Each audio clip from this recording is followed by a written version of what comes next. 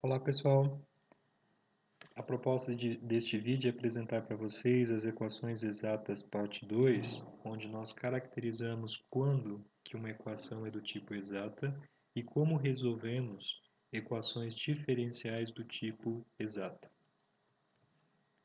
Então, primeiramente, apresento para vocês o teorema, um teorema que caracteriza quando que uma equação deste tipo é exata. Então, considere as funções mn. M com índice y indica a derivada parcial de m com respeito à variável y, e n com índice x indica a derivada parcial de n com respeito à variável x. Então, vamos supor que estas quatro funções são contínuas num certo retângulo ômega. Então, a equação diferencial de primeira ordem que aparece aqui é do tipo exata se e somente se ocorrer o seguinte: a derivada de m com respeito a y for igual à derivada parcial de n com respeito a x, para todo par x e y em ômega. Então, se nós tivermos essa igualdade, nós já temos garantida que a equação dada é do tipo exata. A demonstração deste fato, deste teorema, vocês podem visualizar nas páginas 36, 37 e 38 da referência básica 1. Nós aqui iremos aplicar este teorema para verificar quando que uma equação é exata e logo em seguida vamos então resolver uma equação do tipo exata. Então, por exemplo, a equação 2x mais y² mais 2xy, y' é exata? Então, primeiramente, a gente precisa encontrar aqui as funções mn, em seguida my e nx. Então, claro, o que multiplica y' é n, a função n, como vocês podem ver aqui. Então, nxy, neste caso, será 2xy, enquanto que o resto é a função m, ou seja, 2x mais y² é a função m. É o que nós temos aqui. Então, n é 2xy e m é 2x mais y². Agora, nós calculamos as derivadas parciais que nos interessam, que são my e nx. Como que eu encontro my? Ora, na equação que define a função m, nós vamos derivar com respeito à variável y. Então, 2x é constante, a derivada de 2x, como é constante, é zero. E a derivada de y² com respeito a y é 2y. Agora, derivamos a função n com respeito à variável x. Então, perceba que o y aqui é constante e o 2 também. Derivando x, a derivada de x é 1. 2y vezes 1 é 2y. Observem que nós temos a igualdade. Como temos a igualdade my igual a nx, o teorema anterior nos fornece que a equação diferencial dada, neste caso é esta, é do tipo exata. Ok? Então, my igual a nx, a equação é do tipo exata. E agora, uma vez que ela é do tipo exata, nós já podemos então encontrar a solução desta equação. Nós vamos resolver então um problema onde a equação é do tipo exata e procuramos então a solução geral desta equação. Observem aqui o próximo exemplo. Nós queremos resolver a equação diferencial. X menos y ao quadrado vezes y é igual a x menos y. Então, primeiro é importante, para verificar se uma equação é exata, é deixar do jeito que aparece aqui. mxy mais nxy vezes y igual a zero. Nós precisamos dessa igualdade, igual a zero, para podermos reconhecer quem é n e quem é m. Então, vamos voltar aqui. Observem, essa equação que aparece aqui, nós podemos trazer x menos y aqui para o lado esquerdo e igualarmos a zero.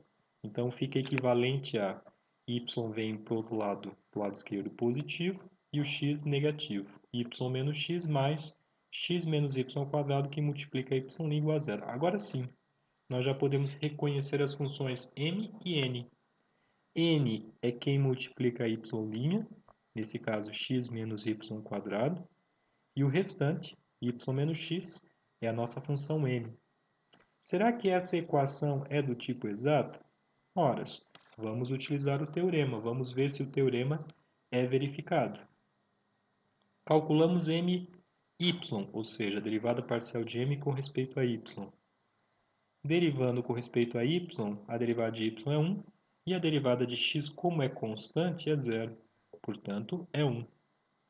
A derivada de n com respeito a x, a variável x, será, a derivada de x aqui é 1, e a derivada de y² com respeito a x é 0, porque y é constante, portanto, y² é constante também. Como nós temos my igual a nx, a equação já é do tipo exato.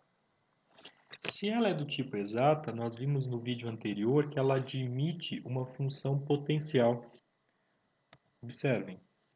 Logo, existe uma função potencial que nós chamamos de ψ para esta equação. Isto é, o que significa ser uma função potencial? Significa que a derivada parcial de ψ com respeito a x é a função m, e a derivada parcial de ψ com respeito a y é a função n.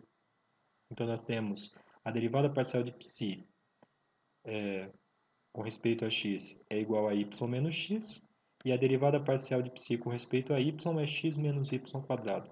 Então, nós já conhecemos as derivadas parciais da função ψ. Nós precisamos chegar na função ψ. Se você tem as derivadas e nós queremos encontrar a função, nós aplicamos aqui um processo de integração. Então, nessa equação aqui, ψ de x, a derivada parcial de ψ com respeito a x igual a y menos x, nós vamos então integrar em respeito à variável x. E naturalmente vamos usar o teorema fundamental do cálculo. Observe. Aqui, então vou então integrar essa equação. Integro dos dois lados com respeito a x. Observe. Dos dois lados com respeito a x. Então vai ficar essa integral da função ψ, da derivada da função ψ com respeito a x, e a integral de y menos x dx. É claro que a integral da derivada, como aparece aqui, de acordo com o teorema fundamental do cálculo, é a função, a própria função ψ, aplicada em xy. Então, nós só precisamos calcular a integral que aparece aqui do lado direito. Olha, y eu estou integrando com respeito a x. Como y é constante, qual que é a integral da constante? Ora, a constante vezes a função de integração, no caso aqui é x, ou seja, y vezes x, menos. Qual que é a integral de x com respeito à variável x? Ora, x² sobre 2, como nós já conhecemos. Aqui surgiria naturalmente uma constante. Porém, como nós estamos considerando o y constante, essa constante aqui pode depender em y. Por isso nós escrevemos assim, é uma g que depende em y, uma função g que depende em y. Nós precisamos encontrar essa função g que depende em y. De que maneira? Vamos usar o que nós não usamos ainda. Nós já usamos a derivada parcial de ψ com respeito a x. Vamos usar agora a derivada parcial de ψ com respeito a y. E aqui nós já temos uma candidata a ψ. Então, vamos derivar essa ψ com respeito a y, e o resultado tem que ser x menos y². Então, é o que acontece agora, observe. A derivada parcial de ψ com respeito a y deve ser n. Então, n está aqui, x menos y² tem que ser igual. Agora, derivamos aqui a ψ com respeito a y.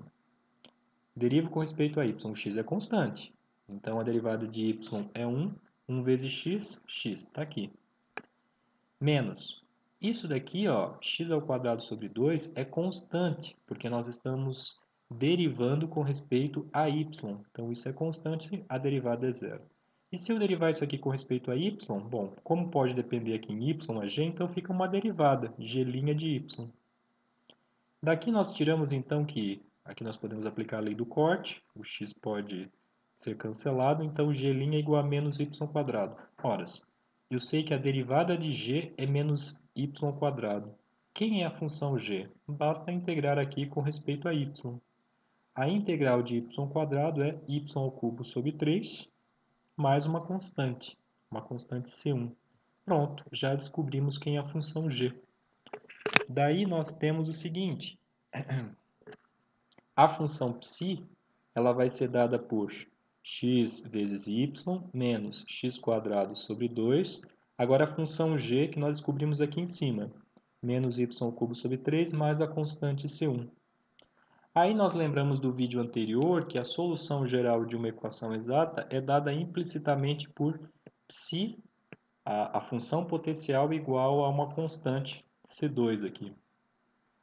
Bom, nós já temos a ψ, então é só comparar C2. É claro que aqui vai ficar duas constantes, C2 e C1. Nós juntamos as duas e formamos uma constante C. Então, a solução y da EDO, ela é dada, é definida, né? Ela é definida implicitamente pela equação ψ de xy, né, igual a uma constante C. Ou seja, x vezes y menos x² sobre 2 menos y³ sobre 3. Esse C1 junta lá com o C2 e forma a constante C. Então, a solução desta equação diferencial que aparece aqui, ela é definida implicitamente por esta equação que aparece aqui ao final. Tudo bem? Bem, então, como sugestões, é interessante que vocês resolvam a lista 2 de exercício, participem no fórum colocando as suas resoluções, discutindo a solução dos exercícios e nos vemos no próximo vídeo. Bons estudos!